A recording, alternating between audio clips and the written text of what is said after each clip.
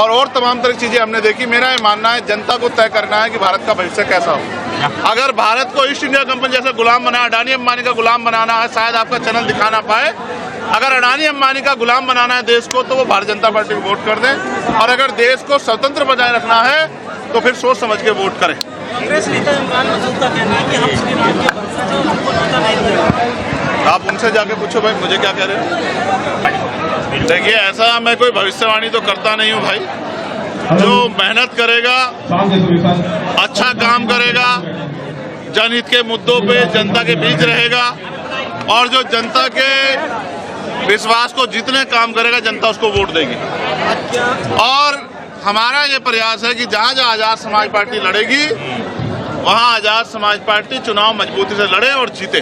शंकराचार्य जी ने कहा है कि जो 22 अयोध्या में कार्यक्रम हो रहा है वो संतों का कार्यक्रम नहीं है, इस पर राजनीति नहीं।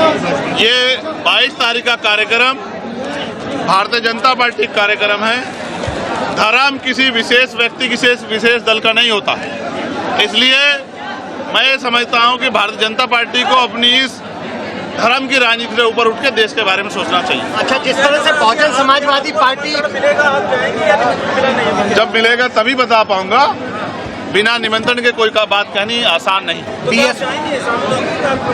मैंने कहा जब निमंत्रण मिलेगा तब मैं इस पर अपनी बात रखूंगा। कांग्रेस नेता प्राइम मिनिस्टर बनाने की बात सामने आई है, किस नजरिए से देख रहे हैं आप?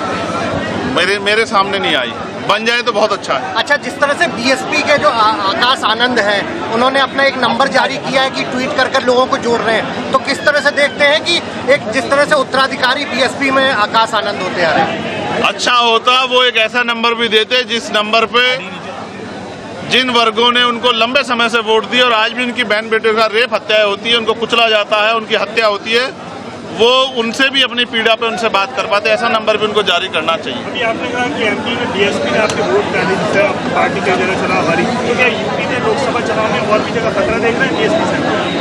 नहीं, मैं खतरा नहीं देख रहा हूँ। मैं समझता हूँ कि धीरे धीरे बदलाव होता है, परिवर्तन प्रकृति का नियम। मैंने आपको जो बात कही, मैं तथ्यों के साथ कहा मैंने आपको, आप चेक कर लीजिए, मेरी कही गई कोई बात झूठ नहीं होती। मैंने राजस्थान में आपको बताया कि अगर कई सीटों पे हमारे वोट नहीं काटे होते तो हमारी पार्टी वहाँ विजय होती, हमारे एमएलए वहाँ जनता की आवाज उठा रहे होते।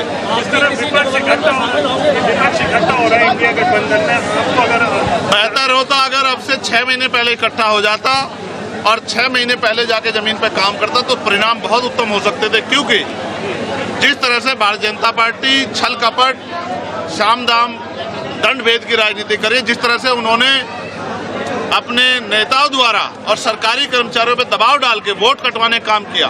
मैंने उत्तर प्रदेश में मेयर का चुनाव आगरा में लड़ा था, पार्टी ने आगरा का चुनाव मेयर का लड़ाया, और अगले दिन मैंने खबर पड़ी कि 1,70,000 वोट वहाँ उन बस्तियों से कटे जो भारतीय जनता पार्टी को वोट नहीं देते।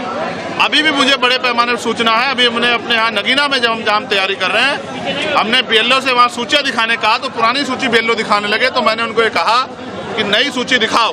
मुझे ऐसा लगता है मुस्लिम, दलित और पिछड़े वर्ग की वो जातियाँ जो भारतीय जनता पार्टी को वोट नहीं देती है, उनके वोट कटवाने का काम भारतीय जनता पार्टी के नेताओं ने किया होगा। सत्ता के अहंकार में लोकतंत्र को कुचलने का काम भारतीय जनता पार्टी के लोग कर रहे हैं। इसकी सजा जो है जनता उनको जरूर देगी। इंडिया गठबंधन टक्कर देते हुए दिखाई नहीं दे रहा भाजपा का, जैसे आपने? नहीं, मैं कह रहा हूं कि उन्होंने देर की।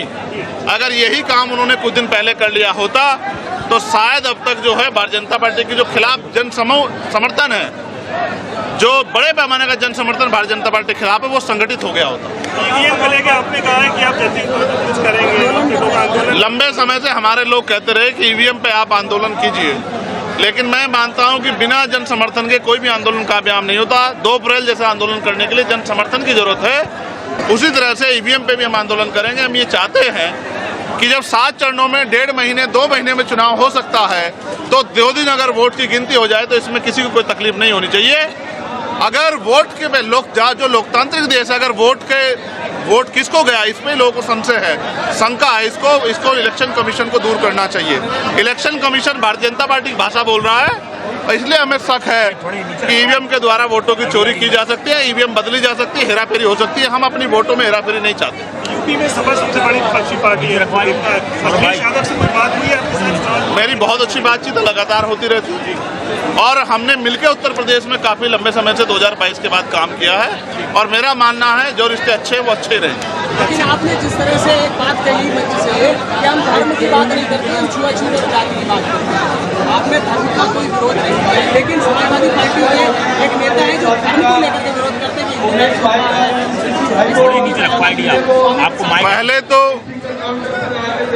पहले तो मैं आपको स्पष्ट करा दूं, आपको अपने सवाल को सही करना चाहिए। मैंने आपको ये कहा कि हम छुआछूत गैर बराबरी के खिलाफ आंदोलन चला रहे हैं, भाईचारे के लिए, और हम धर्म को राजनीति में नहीं लाना चाहते। अगर कोई व्यक्ति अपनी बात कहता है तो मीडिया को भी और सरकार को भी उनकी बात को सुनना चाहिए और अगर उनकी बात गलत हो तो उसका जवाब देना चाहिए। सिर्फ किसी को गलत साबित करने के लिए जवाब देना ये मेरा काम नहीं। सनातन धर्म का विरोध है समाजवादी पार्टी विपक्ष में, इसमें कितना भारी पड़ने वाला है? अब ये तो आप समाजवादी पार्टी के लोगों से पूछे तो बेहतर होगा। जिस तरह एमपी में नतीजे, राजस्थान में नतीजे, अगर कोई अगर ये कहता है कि हम भगवान की रक्षा करने वाले लोग हैं तो मुझे इस बात पे बड़ी हंसी आती है। जिस ईश्वर ने सबको पैदा किया, जो कुदरत सारी दुनिया को जन्म देने वाली है, उसकी रक्षा करने काम एक छोटे से प्राणी का नहीं हो सकता। ये अहंकार है जो भारतीय जनता पार्टी के लोगों में ज्यादा दिखाई देता है और मैं समझता हूँ कि ये अहंकार जल्दी दूर हो जाएगा।